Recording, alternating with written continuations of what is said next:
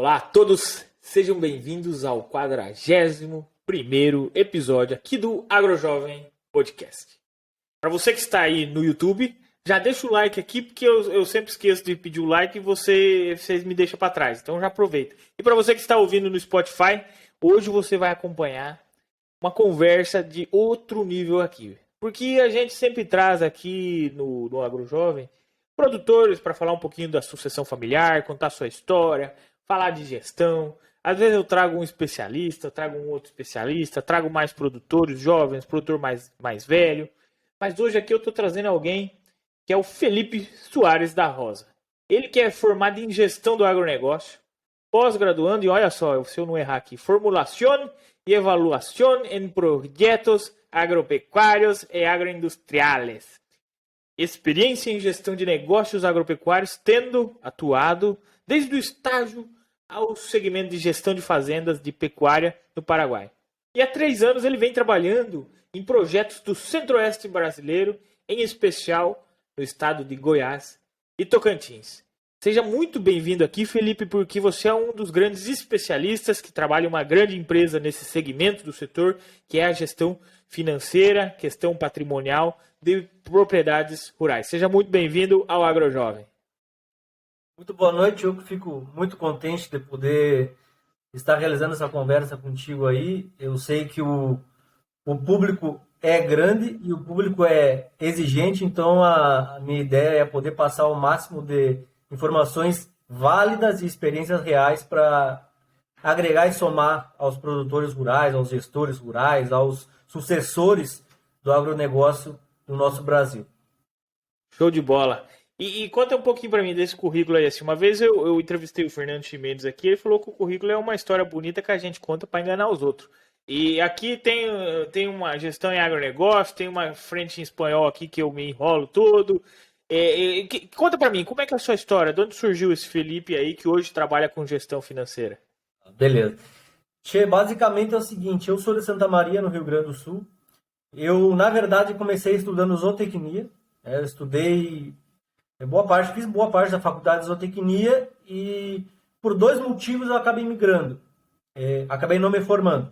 Eu entrei em zootecnia por gostar muito de pecuária, porque minha família tradicionalmente sempre trabalhou com pecuária de corte aqui no Rio Grande do Sul. E dentro da zootecnia eu entendi que eu gostava mais da parte do negócio, da discussão econômica, dos desafios, do que especificadamente a parte nutricional. E entre outros motivos me levaram a ter que deixar a faculdade, porém eu saí de uma faculdade, entrei na outra e acabei agregando um pouco da experiência que eu já tinha, um pouco da minha vontade em trabalhar com gestão e acabei me formando e daí não parei mais, sempre trabalhando com gestão, que é um foco, é onde eu gosto de trabalhar mesmo.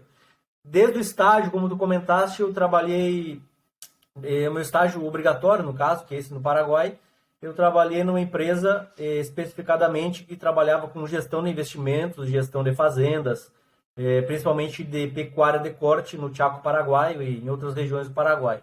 E daí para diante eu voltei, fui para o Mato Grosso do Sul, rodei alguns estados, fui para o Goiás, onde eu residi um bom tempo, trabalhando no Goiás, no Tocantins e no Pará, voltei para o Rio Grande do Sul, onde eu moro hoje, porém, todo mês eu estou no Goiás, ou estou no Tocantins.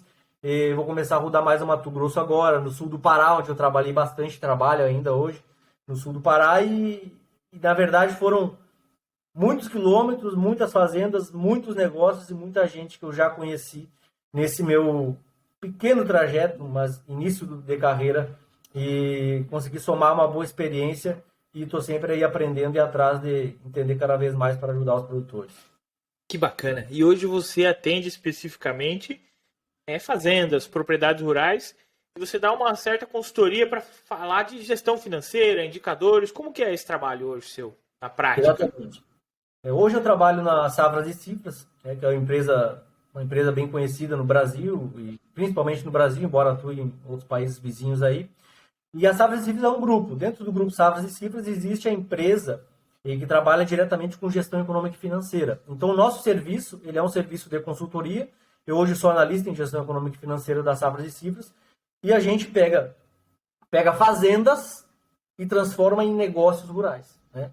Existe claro que tudo é fazenda, mas há fazendas que apenas têm a visão produtiva e às vezes idílica, às vezes romântica de fazenda, e há fazendas que são empresas rurais, empresas profissionais, e esse é o nosso trabalho. O nosso trabalho é trazer ferramentas para o produtor rural entender a fazenda como negócio, né? Ferramentas para tomar decisão, certo? E mais do que isso, porque eu sempre gosto, eu friso muito quando eu falo com os clientes, é o seguinte, que o principal valor que uma consultoria traz para uma fazenda, ou para um cliente, para um produtor, é de fato a experiência externa de trabalhar em diversas realidades, em diversos estados, em diversas outras fazendas que possuem o mesmo objetivo, trabalham no mesmo setor, na mesma visão, no mesmo foco produtivo que eles. Então é a gente trazer de uma certa forma concentrada, organizada dentro de um método, certo? Experiência que ajude eles a enxergar o negócio com uma forma mais clara, ferramentas que tornem a decisão mais segura e que busquem sempre a sustentabilidade econômica, o aumento do lucro e o aumento do patrimônio e aí por diante. Trazer ferramentas para aumentar o lucro e trazer a maior segurança e harmonia, principalmente para as empresas rurais familiares. Que legal. E eu foco nessa frente da gestão financeira, Felipe, porque assim, não o produtor crucificando, mas assim, o brasileiro como um todo, ele não é um cara acostumado a fazer gestão. A nossa educação não oferece nada relacionado a uma gestão econômico-financeira da própria população em si.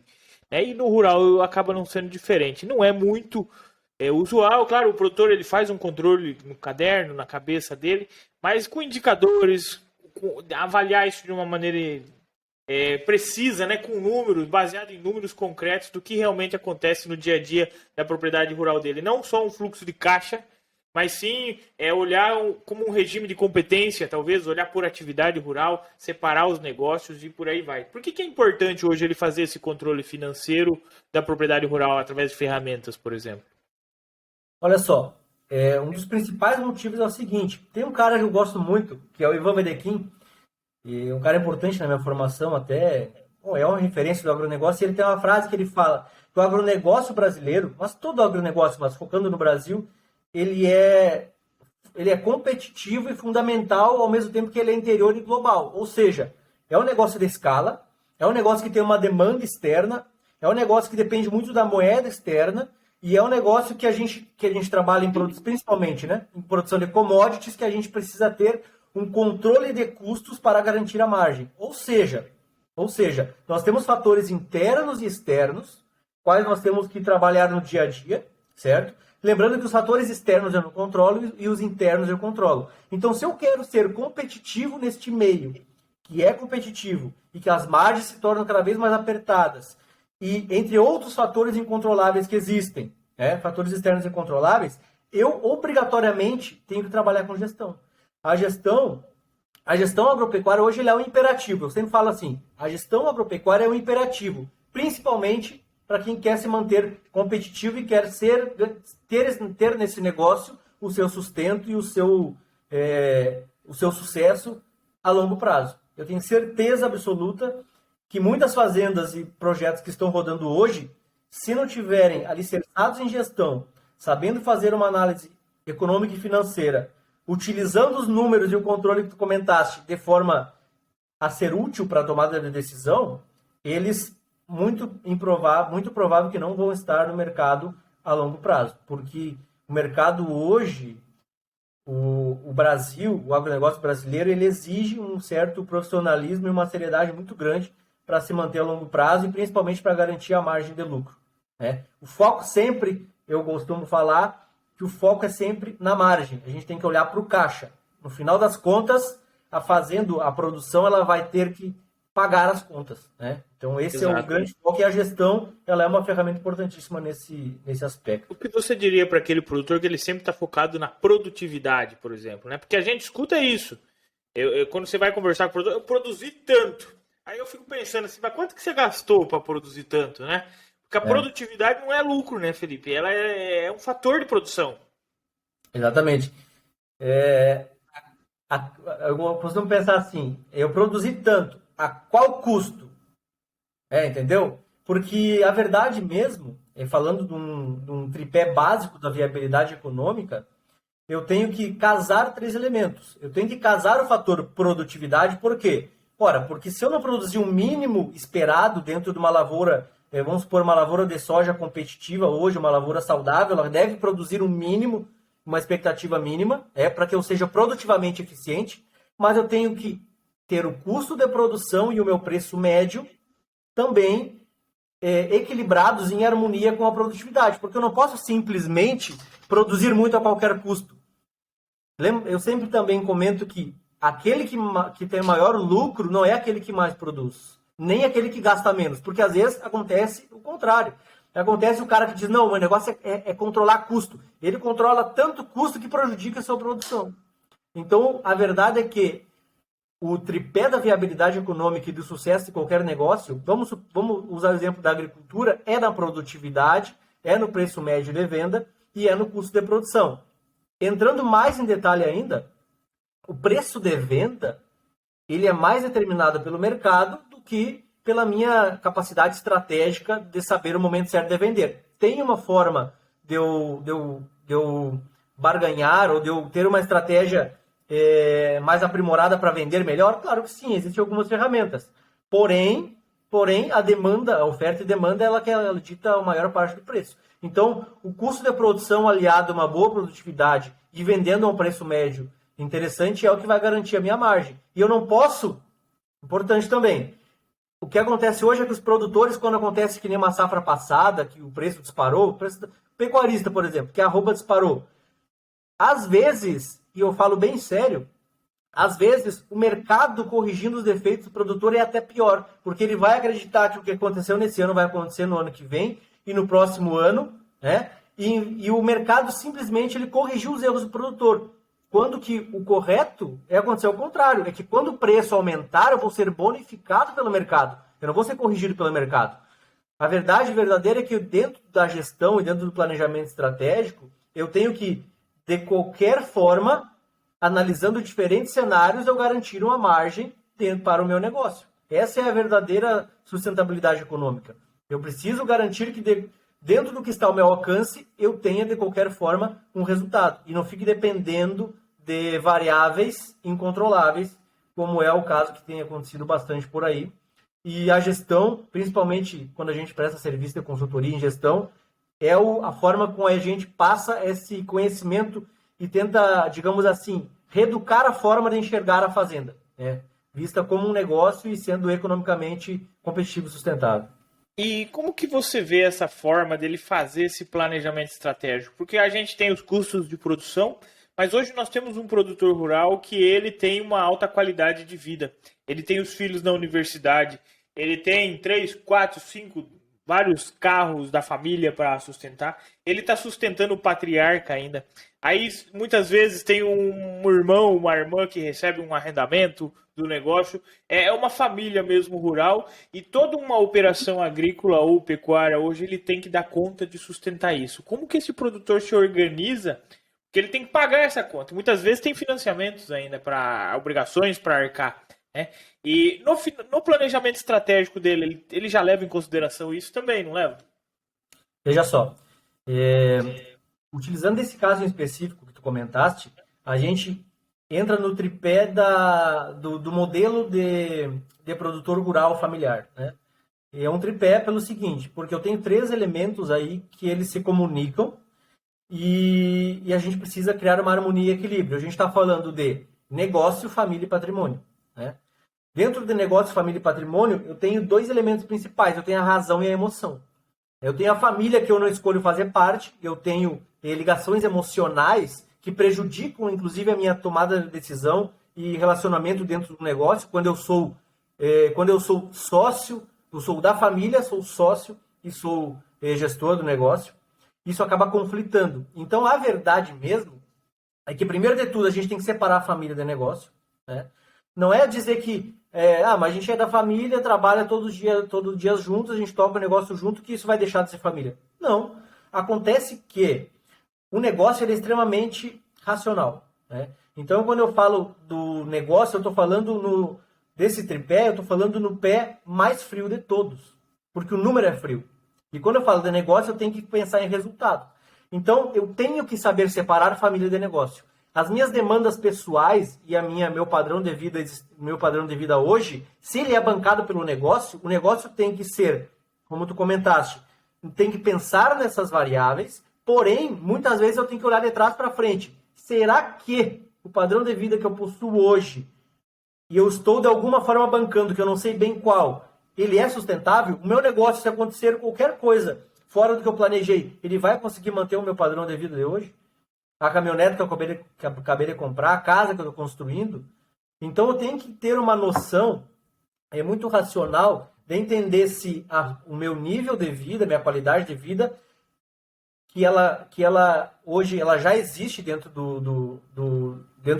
vamos pensar assim, do resultado do negócio, do que o negócio deixa de dinheiro, mas se ela é sustentável a longo prazo e se a escala desse negócio pode não ser suficiente se eu trazer mais uma geração para dentro. Por exemplo, o meu filho está entrando na faculdade, certo? Eu estou tendo outro filho, eu estou tendo outras necessidades e o negócio não cresceu tanto como a família cresceu.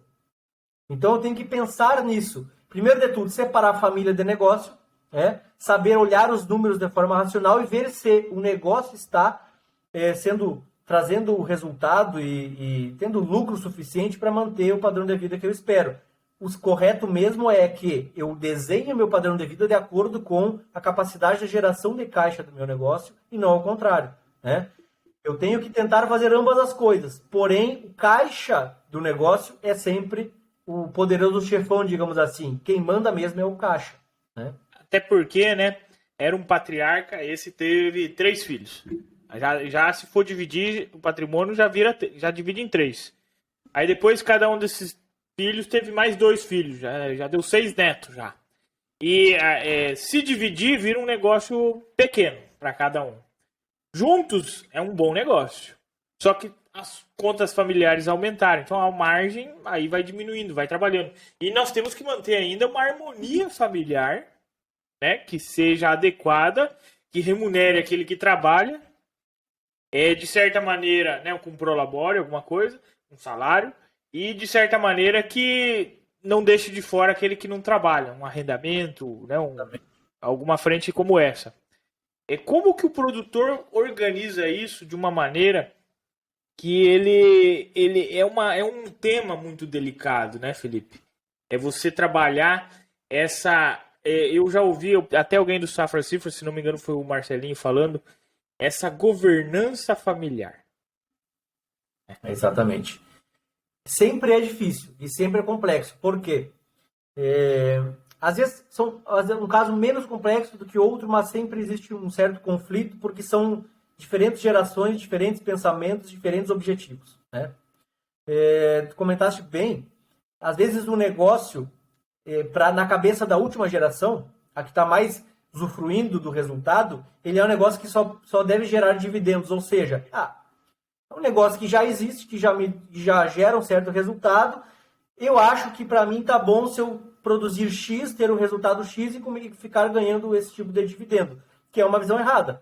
É uma visão errada porque a fazenda é um negócio a céu aberto que está depreciando agora, nesse exato momento.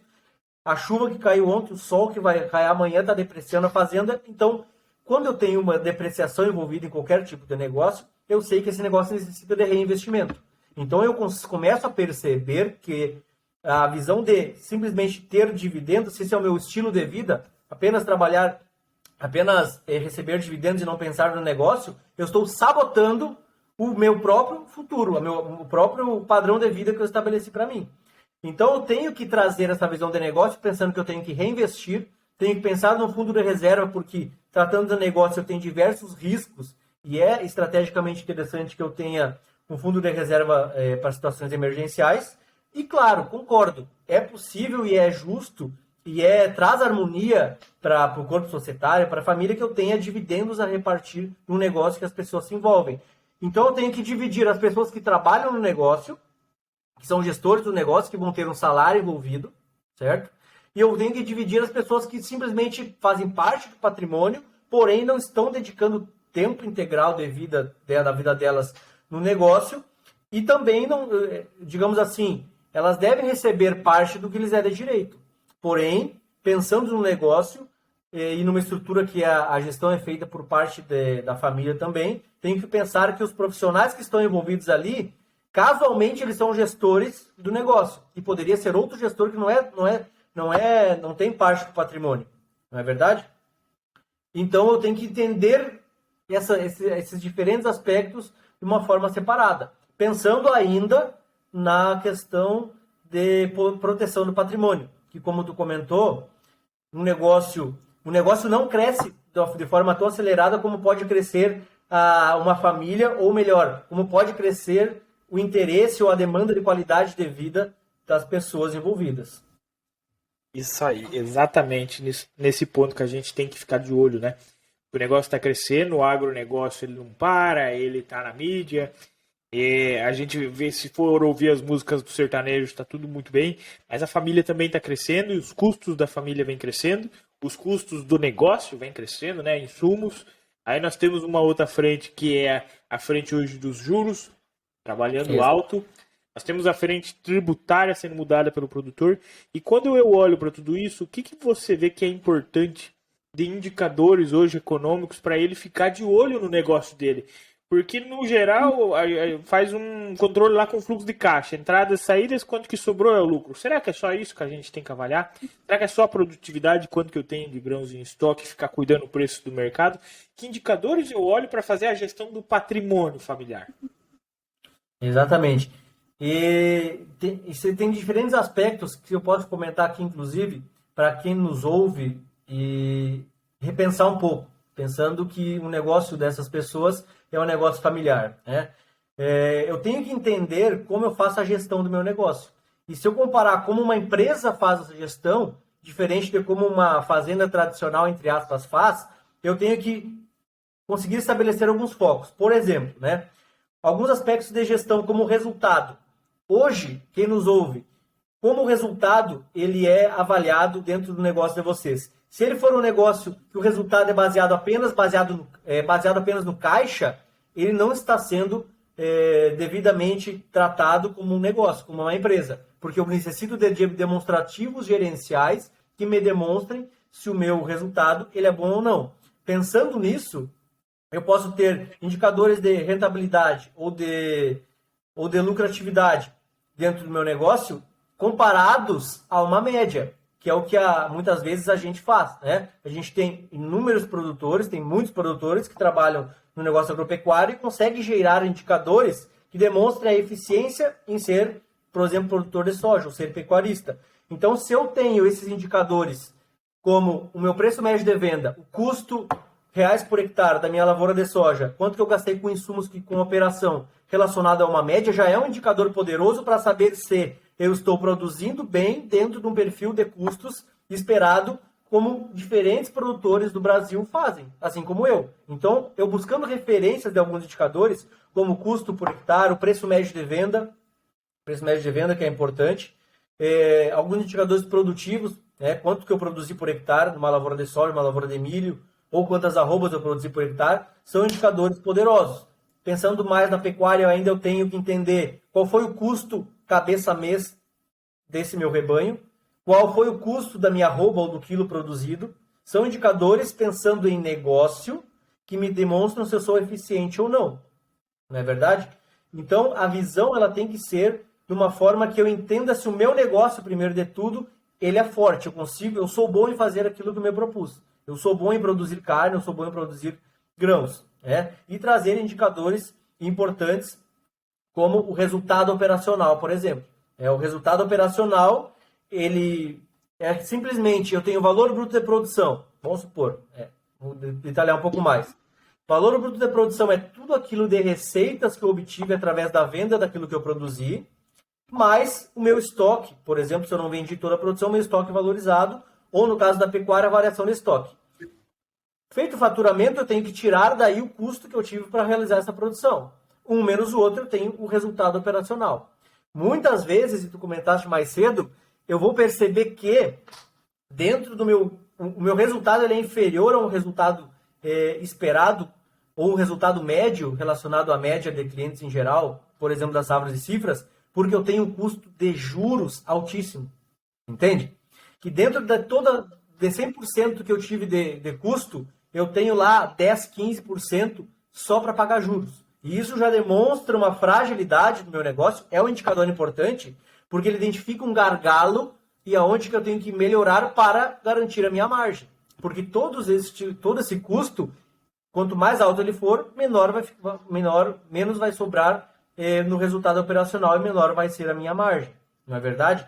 Então eu tenho que pensar assim, entender o que é o meu custo de produção, conseguir ler o meu custo de produção de uma maneira que seja útil para mim tomar decisão, principalmente identificando gargalos onde eu posso melhorar para garantir a margem, né? Entre outros indicadores, mas que são importantes, mas o resultado operacional é um, o preço médio de venda, o custo de produção, e são indicadores importantíssimos para a tomada de decisão. Que legal. Felipe, eu converso muitas vezes com avicultores e eles têm muitos financiamentos para pagar o negócio. E eles, na conta deles, eles tendem a incluir o custo do financiamento, da parcela, dentro do resultado do negócio. Eu, na minha visão mais ingênua, mas que eu acredito nela, eu vejo que o juro ele faz parte da operação, correto? Da operação rural. Mas o capital que você devolve ao banco, você tem que retirar ele do seu lucro, não é? Exatamente. Quando a gente analisa o custo operacional, eu estou relacionando todos os custos fixos e variáveis, ou seja, valores que eu tiro do bolso e coloco no negócio para que o negócio possa acontecer, certo? E eles terminam dentro do período da operação da safra, não é verdade? Juros, ou seja, o custo do dinheiro que o banco me emprestou, ele entra também na operação, porque aquele dinheiro que eu tirei eu já estou colocando na atividade para ela poder acontecer. E o pagamento das parcelas, ele não compõe essa estruturação de custos, né? Correto? Então, a verdade é que eu tenho que abater as parcelas de endividamento, financiamento e custeio, as parcelas do meu resultado final, e não incluir no meu custo de produção, certo? Concordo contigo, e essa é a análise mais correta a ser feita. Eu vou descontar as parcelas de financiamentos do meu resultado e não vou incluí-las no meu custo de operação, certo? Até porque dessa forma eu consigo criar um padrão de análise onde eu isolo exatamente o que é relacionado à operação para poder analisar se essa operação ela é eficiente ou não. Porque senão eu vou colocar num ano que eu tenho bastante parcelas a pagar e o meu custo, entre aspas, custo de produção vai ser extrapolado. Aí no outro ano que eu não possuo, vai ser um custo completamente diferente, eu não vou nem poder comparar uma safra com a outra. Não é verdade? Então, Exato. São análises diferentes, ambas são interessantes e são corretas de serem feitas, mas eu tenho que entender, separar o que é operação de safra, o custo de operação da safra, investimentos, de pagamento de dívidas e até para mim ter uma noção de endividamento em relação ao meu resultado. Isso interfere já numa gestão quando você vai olhar um relatório de um balanço patrimonial, por exemplo. O produtor tem os ativos, ele tem os passivos com as suas obrigações e depois ele tem que trabalhar aí com o resultado do negócio, as despesas e as receitas, né? Como que a gente avalia esse balanço para o produtor conseguir crescer o patrimônio dele, né? Porque no final do dia todo mundo está trabalhando, tá gerindo um negócio, porque tá buscando um crescimento, está reinvestindo, porque está querendo ser mais produtivo, para ser mais rentável, para buscar esse crescimento. E ali a gente tem um balanço que traz em números se isso realmente está se concretizando, porque se não paga uma conta, isso aumenta, né? Tem que vender alguma coisa ou tem que pegar mais dinheiro emprestado. Como que ele consegue olhar para os números ali assim e extrair algo positivo de um balanço patrimonial, por exemplo? Veja bem, o nosso foco sempre é em geração de caixa. Esses dias eu comentava no Tocantins também com um cliente, e ele quis me demonstrar o seguinte, que o negócio dele estava crescendo cada vez mais porque ele estava comprando terra, estava comprando fazenda, porém ele estava tirando empréstimo para pagar as contas relacionadas à operação. Então são visões diferentes. São visões diferentes pelo seguinte, porque o aumento do patrimônio, a valorização do patrimônio, aumentar o meu negócio, ele é uma análise que eu posso fazer e muito importante na visão do investidor. Porém, eu tenho que entender se o meu negócio, o negócio que eu tenho hoje, se eu tiver que pagar todas as minhas contas, eu vou tirar o dinheiro da onde? Entende? A terra, o ativo mobilizado em terras, por exemplo, ele tem um valor. E tem um valor que cresce cada vez mais e a terra se valoriza, etc. Porém, ele é uma promessa, porque eu estou entendendo essa valorização hoje naquilo que é uma especulação, que de fato vale algo. Porém, o que vai pagar as minhas contas hoje é o resultado da operação, é o que sobra de dinheiro no caixa. Por isso que eu sempre destaco que o que a gente tem que focar é em margem de negócio, em resultado operacional e em caixa positivo. Né?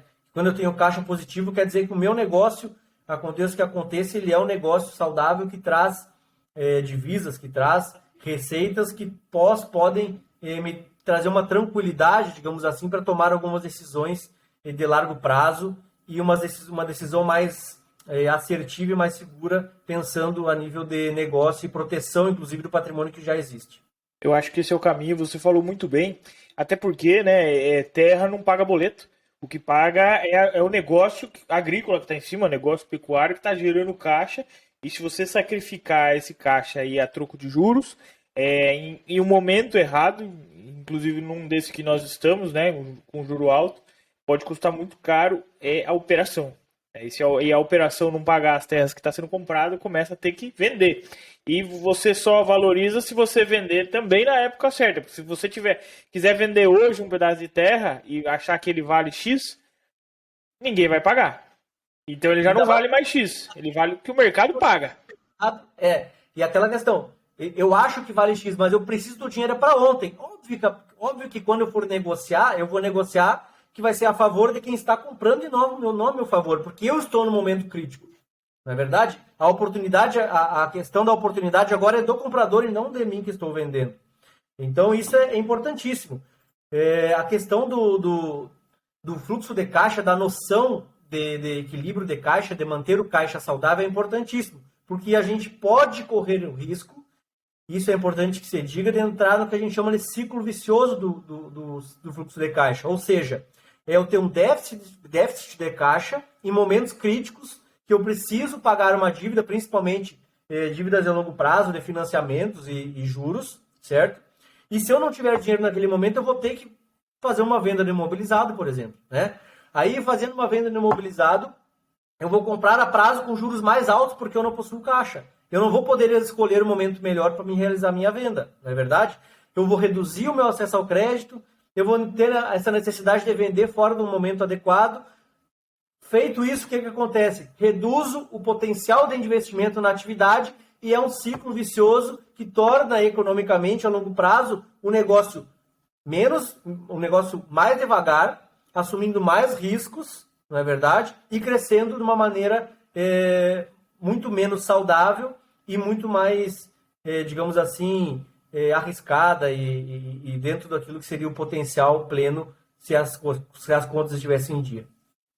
Com certeza. Não, muito bem explanado, porque às vezes parece que está crescendo, né? Eu vejo porque eu faço análise com produtores, às vezes ele achou que está crescendo, mas na verdade o passivo dele cresceu junto com esse suposto valor do patrimônio, né? E se ele precisar de último momento de dinheiro, de caixa, ele não tem o caixa, ele precisa, ou ele tem que pegar no banco, que hoje está fora de mão, cogitação, né? Pegar capital de giro, por exemplo, ou ele tem que desmobilizar capital. É o caso que nós tivemos aqui de pequenos produtores, Felipe.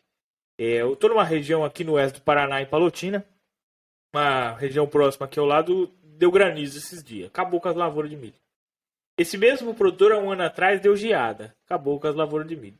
E é o mesmo produtor que na última lavoura de soja aqui, na última safra de soja, deu a seca aqui no oeste do Paraná e não produziu. E está três safras sem colher. Imagina.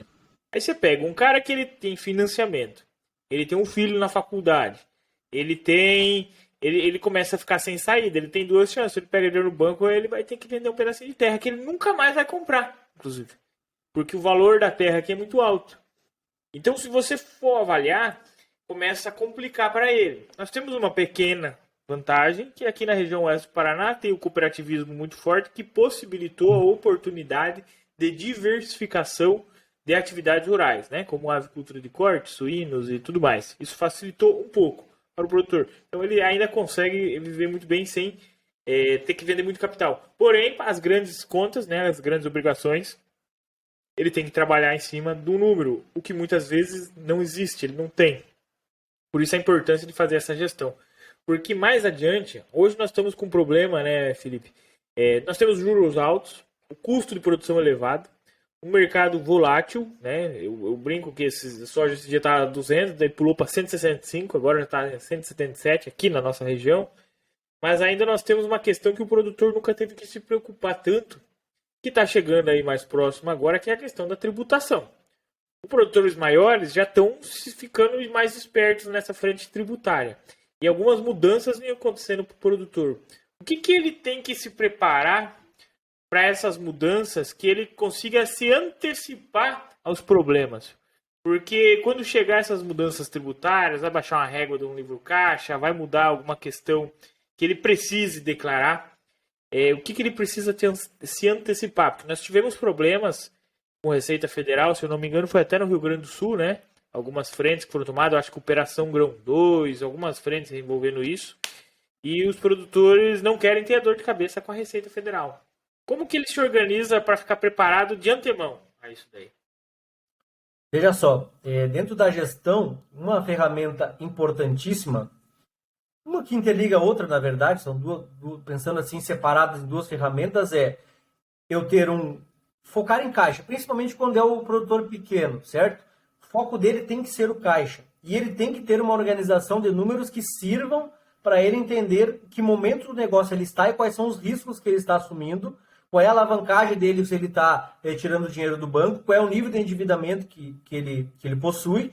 E pensando na questão tributária, ele tem um planejamento financeiro do negócio, principalmente falando da atividade em si. Eu tenho que entender quais vão ser os períodos de entrada e saída de dinheiro do meu caixa. Lembrando que no agronegócio, normalmente eu tenho despesas sempre mensais, ou seja, rotineiras, e eu tenho receitas que são sazonais, não é verdade?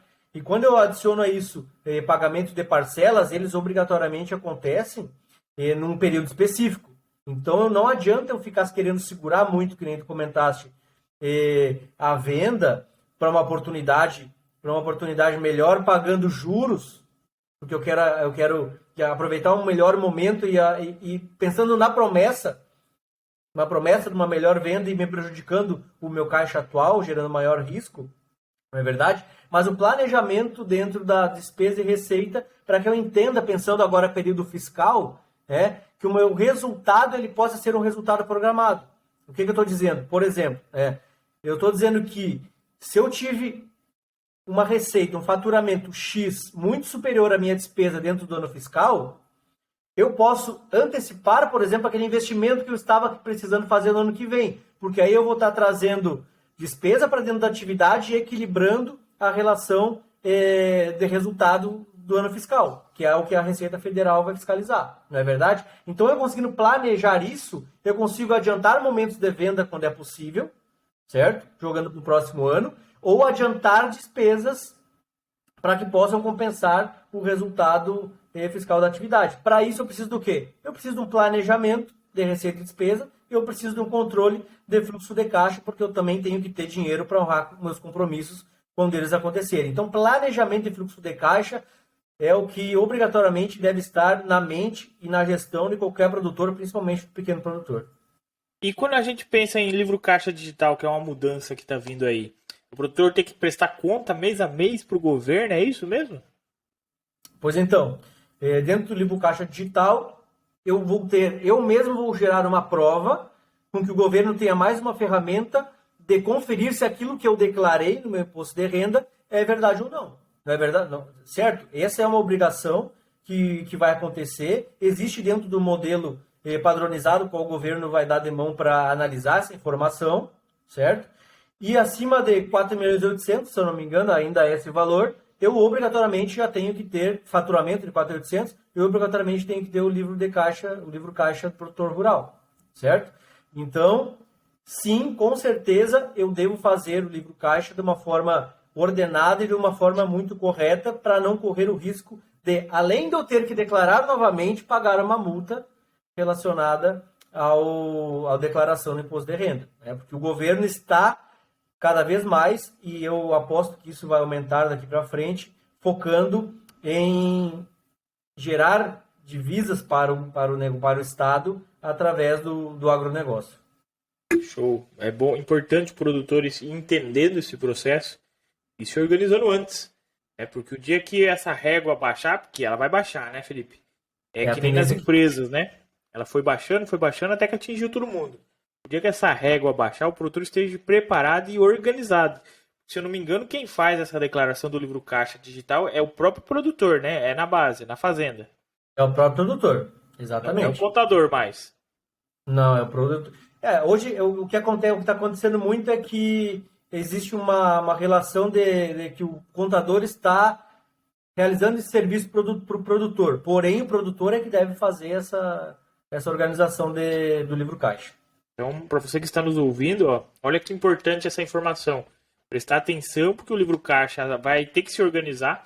Não espere ficar obrigatório essa organização, porque vai ter uma correria no mercado, uma questão de organizacional que você não vai gostar, você que é produtor não vai gostar de pegar de última hora. Então, vai aos poucos já se organizando, vai fazendo uma gestão, vai organizando, vai aprendendo de gestão, para quando você for avaliar um balanço, quando você for avaliar um fluxo de caixa, contas a pagar, a receber, indicadores econômicos, consiga se sair bem neles, né, no momento em que essa corda começar a apertar para o lado aí do produtor rural. Não adianta. A pior né? coisa que pode acontecer, e acontece, está acontecendo cada vez mais, é o produtor simplesmente... Pensa só, um produtor que teve um resultado bom nesse ano, e ele simplesmente tem que pagar o imposto, pagar o 27,5%, coisa que ele não estava esperando, tirando todo aquele resultado que ele esperava, que foi um resultado bom, por uma falta de planejamento, uma falta de noção, e por principalmente assumir esse risco, achando que não vai acontecer nada, que não é necessário ter essa organização. Já é uma realidade, e daqui para frente é mais obrigatório ainda, que exista esse planejamento e essa noção vinculados à questão tributária. Show. E como eu uso indicadores hoje, Felipe, para tomar decisões de investimento? Porque o produtor rural brasileiro hoje, boa parte dele é capitalizado via custeio rural, outra boa parte é capitalizado por causa de financiamentos, seja para máquinas, seja para investimentos em galpões, aviários, suínos e por aí nós vamos longe, né? Hoje a gente depende muito do crédito, plano safra e por aí vai. Como que ele avalia? Porque nós estamos num momento de juros altos. O que ele tem que observar para ver se ele já não está muito alavancado, se ele não está muito...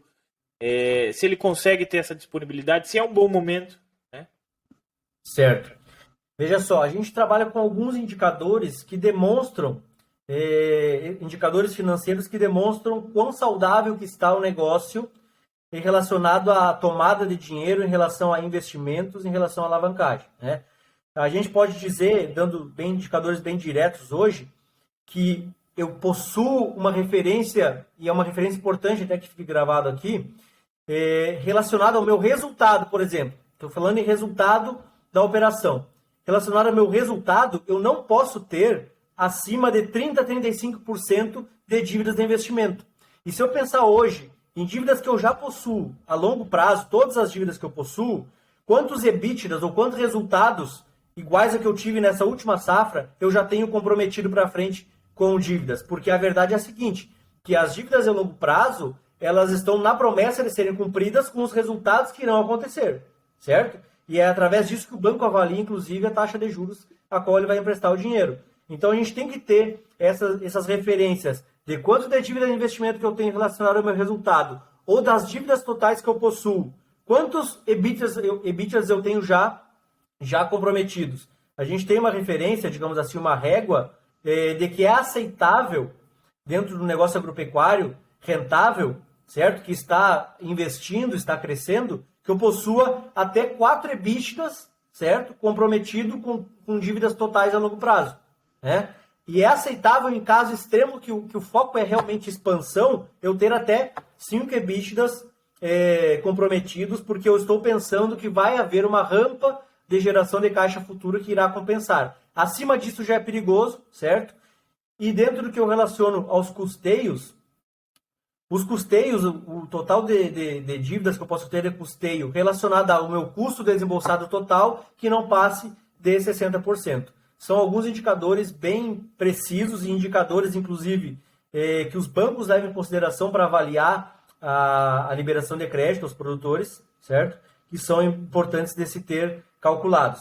A maioria dos produtores não tem, certo? Mas, se eu tenho uma organização de todas as minhas dívidas, a taxa de juros, tudo organizado, é possível que eu entenda, se eu tenho os indicadores de resultado do meu negócio, resultado econômico do meu negócio, e eu tenho essa organização de dívidas, é bem possível gerar esses indicadores, inclusive para eu levar esses indicadores e mostrar para o banco, veja só, eu tenho capacidade de tomar mais dinheiro a um juro mais baixo, porque a minha garantia de pagamento, ou seja, a minha capacidade de pagamento, ela é segura.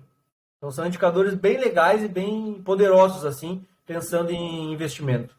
E você acha que vai chegar um momento aí em que os bancos, as cooperativas de crédito, vão começar a equalizar o produtor de acordo com o seu nível de gestão também da propriedade rural? Eu pergunto isso porque há alguns episódios atrás eu entrevistei o Bassani, que ele é dessa frente bancária aí faz muito tempo, ele entende bem sobre isso, e ele comentou desse tema, que os bancos já estão procurando alguma maneira de procurar dar um desconto no juro para o produtor que tem um plano de sucessão familiar, para aquele que tem um software de gestão utilizando, para mostrar que ele tem condições de arcar com esse investimento.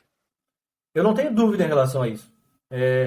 Eu não estou tão atualizado a bancos e linhas de crédito que analisem especificadamente isso, mas eu acredito que tenha, eu que posso não estar atualizado, mas eu tenho certeza.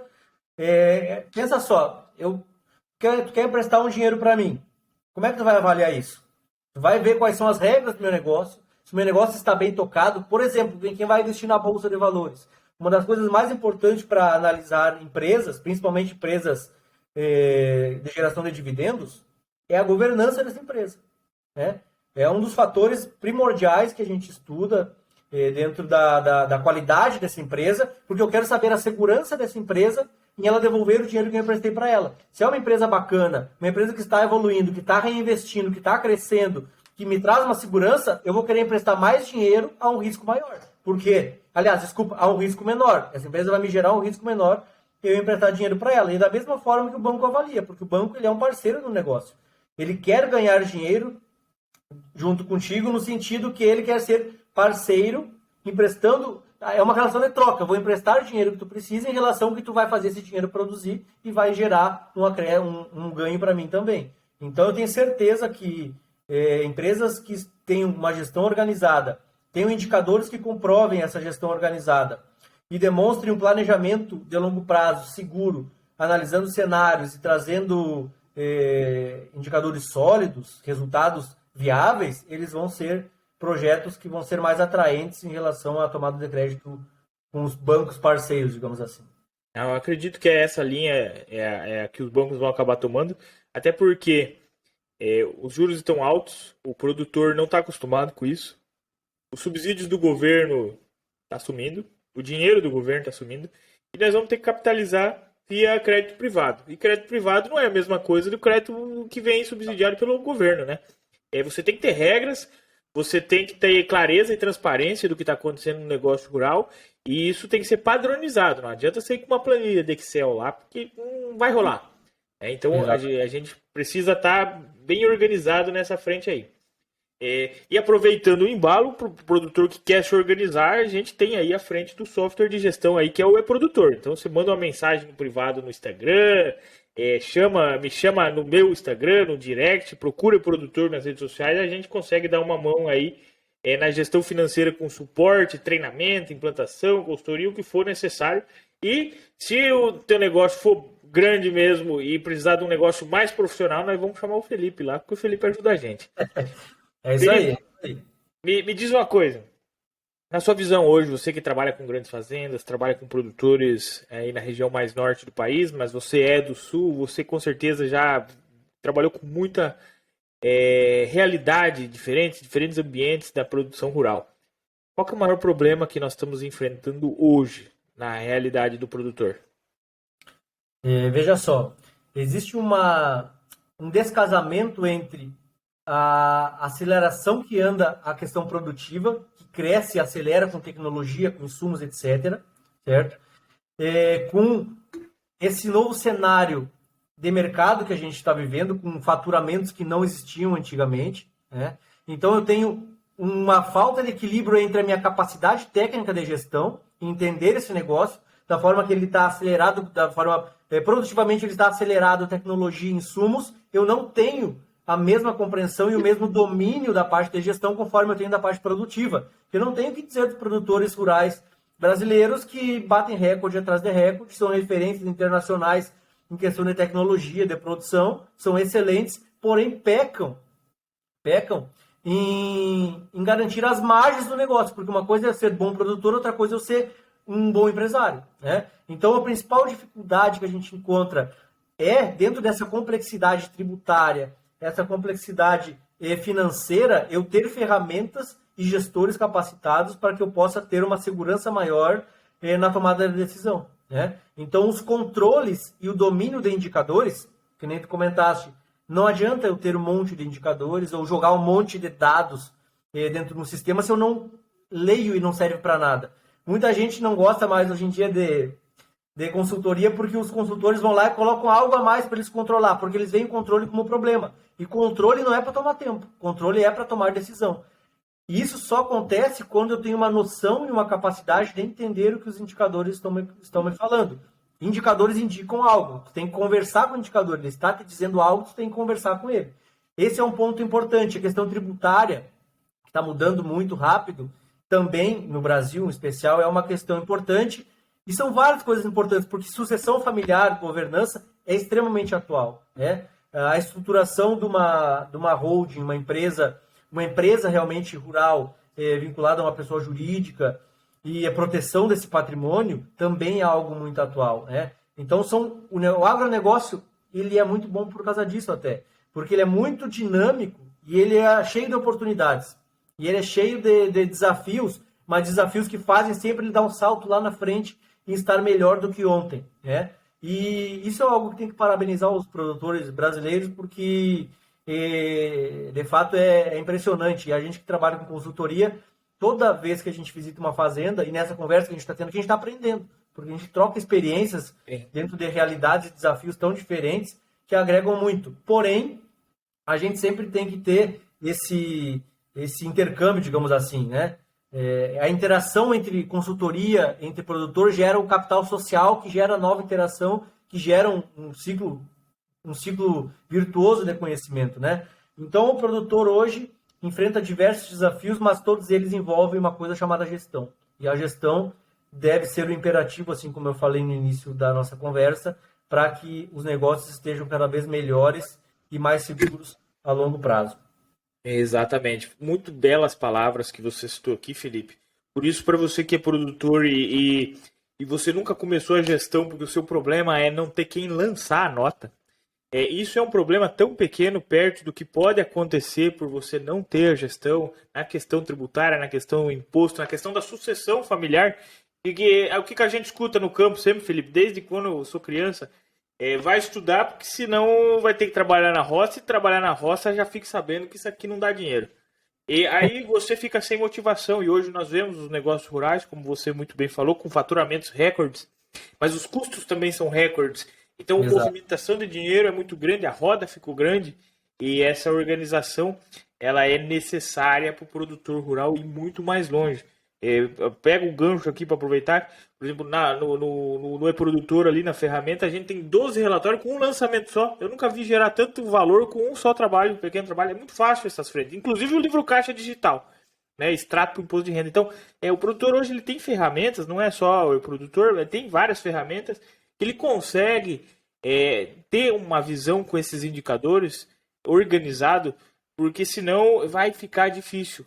Como eu fiz um episódio aqui esses dias com a Márcia Carneiro, ela é produtora, ela trabalha com consultoria, visitou muitas fazendas também, e ela falou, olha, se o produtor não se organizar, ele vai ficar de fora. Se ele não se organizar, vai ficar de fora. E aí eu finalizo aqui com uma última pergunta para você, que é até interessante aqui, Felipe. Veja bem comigo. Pense comigo que os produtores rurais vão se organizar 100%. Empresas rurais trabalhando indicadores, trabalhando negócios, números, valendo balanço, controlando a alavancagem, de olho sempre na taxa de juros até ela sem interferir no negócio, considerando a família como não digo um custo do negócio, mas que faz parte desse planejamento. Como que isso vai interferir no mercado antes da porteira, que é muito bem organizado, depois da porteira, a agroindústria, a logística, que também é muito bem organizada. Se você for avaliar a produção agropecuária, que é o elo 2, ali, ou 3, se não me engano, da cadeia agroalimentar, ele hoje é o que menos tem informação do próprio negócio.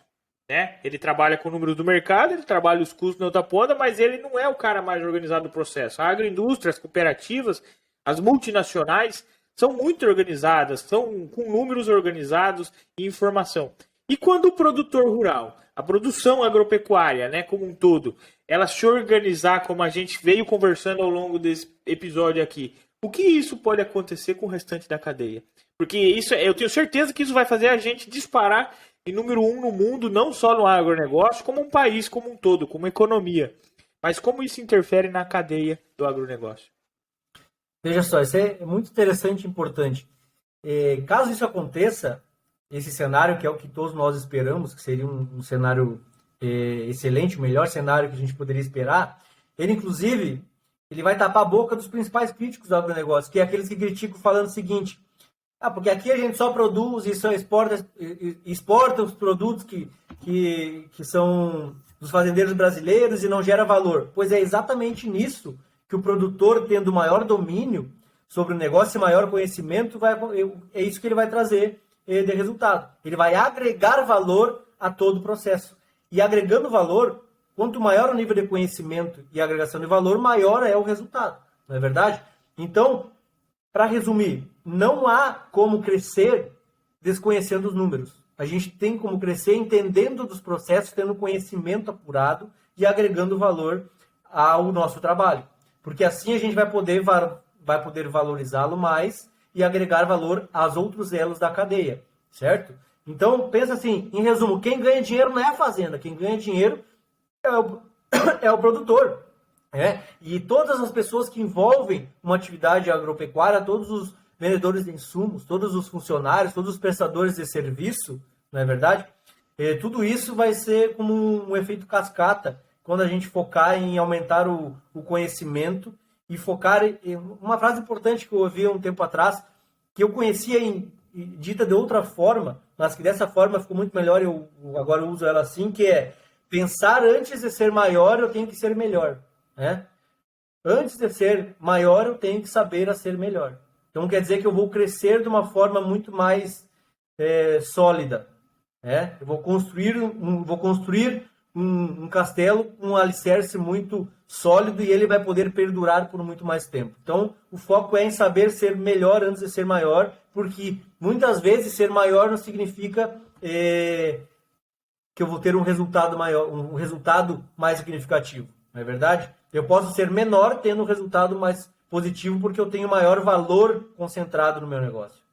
E eu finalizo aqui as belas palavras do companheiro Felipe, dizendo que os números são o espelho do seu negócio. Quando você vai para um bailão, quando você vai para uma festa, quando você vai sair na rua, você dá uma olhada lá, vê se você está bonito e se você estiver bonito, você vai embora. Se você não estiver bonito e sair mesmo assim, é porque você é relaxado.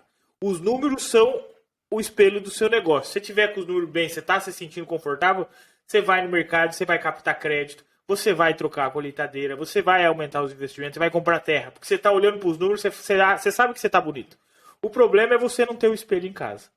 Aí complica, né? Porque daí a gente acha às vezes que está bonito e não tá. E isso pode complicar o negócio. Felipe, cara, que aprendizado que eu tirei aqui, porque é para isso que eu comecei o podcast, é para passar um pouco desse conhecimento pro pessoal, mas também porque eu preciso aprender, porque eu digo sempre que eu não gosto de estudar, né? Mas eu gosto de ficar aprendendo assim. Por isso que eu trago o pessoal que é mais inteligente aqui do que eu, porque facilita a conversa. Eu tenho as mesmas dúvidas normalmente que o produtor rural tem. Às vezes, se vocês tiver alguma dúvida aqui que eu esqueço de perguntar, vocês vai mandando para mim aqui que eu vou ajudando também. E vamos trazendo sugestões de galera para escutar. Para quem tá ouvindo, deixa o like no YouTube, pelo amor de Deus, ajuda nós. E Felipe, olha, Rapaz, hoje eu aprendi, hein? Ainda bem que é eu que edito aqui o podcast, que daí eu vejo 2 vezes, pelo menos, entendeu? E depois eu vou escutar mais uma vez ainda, a terceira. Muito bom, obrigado. E se você puder deixar uma mensagem aí, ó, nós temos muitos produtores jovens aqui ouvindo o AgroJovem, sabe? É muitos produtores que estão querendo assumir o processo de sucessão familiar. Eu sei que vocês trabalham muito forte com isso. Se você puder deixar uma mensagem para esse jovem aqui agora, o que você deixaria para ele? O início de tudo, busque conhecimento, qualifique-se, certo? Seja protagonista naquilo que fores fazer, né? Saiba ter a maturidade de tomar a decisão que, se for se envolver no negócio da família, ser o gestor, o tomador da decisão, seja o melhor possível dentro daquilo que se propõe a fazer. Pensando em família, estabeleça uma comunicação com a família, busque integrar a questão de tradição e inovação. E aqui no Rio Grande do Sul isso é muito forte. Eu sou um exemplo disso, e uma das minhas principais preocupações é, de fato, conseguir realizar essa harmonia entre esses setores, porque é isso que traz significado àquilo que a gente faz. Muitas vezes a gente faz as coisas, tem um bom resultado e acaba que desmotiva porque existe uma falta de sentido naquilo que a gente faz, né? Então, ter valores alicerçados dentro daquilo que é o propósito comum do negócio e da família, isso é muito importante. Então, a pessoa e o jovem que for tomar a responsabilidade de ser gestor, que seja um gestor que seja protagonista e seja líder e seja o espelho para as demais gerações. Assim, é uma forma bonita, saudável e lucrativa de preservar a história e o legado que os antepassados e os familiares nos deixaram para tocar adiante. Perfeito, muito bom. Muito obrigado pelos aprendizados. Agradeço aqui por todos. Para você que nos acompanha, então, toda segunda aqui no YouTube, toda quinta no Spotify. Muito obrigado, Felipe, e um grande abraço a todos. Um abraço, fiquem com Deus. Obrigado. Tamo junto.